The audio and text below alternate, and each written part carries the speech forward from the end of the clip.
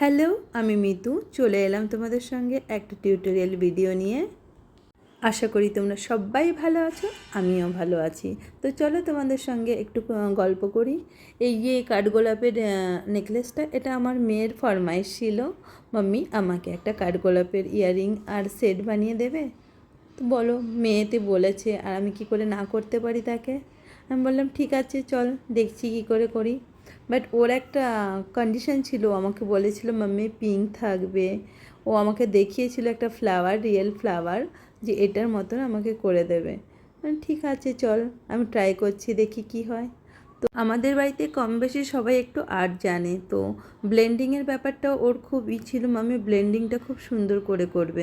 যদিও ও খুব ছোট, তবে ও ব্লেন্ডিংটা কী করে করতে হয় বা কী করে শেডিংটা আনতে হবে আমাকে ভালো করেই বুঝিয়ে দিল, যে আমাকে শেডিংটা ভালো চাই, ব্লেন্ডিংটা ভালো চাই, পার্পল অ্যান্ড পিঙ্কের মধ্যে চাই, তুমি আমাকে করে দিতে পারবে।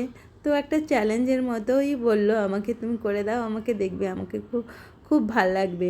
তবে এই সেটটা যখন কমপ্লিট হয়ে গেছে, ওকে একদিন পরিয়ে তোমাদের সঙ্গে ছবি করে পাঠিয়ে দেব, বলবে কেমন লাগছে।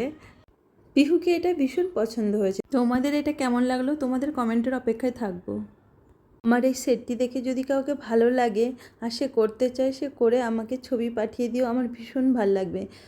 আমি একজন টিচার, স্কুলের শিক্ষিকা, যদি আমাকে কেউ এটা করে পাঠিয়ে দেয় আর আমার থেকে কেউ শেখে, আর এর থেকে বড় পাওয়া আমার মনে হয় না একজন টিচারের থাকতে পারে। আজ তবে আসি, সি ইউ সুন, তোমরা সবাই ভালো থেকো।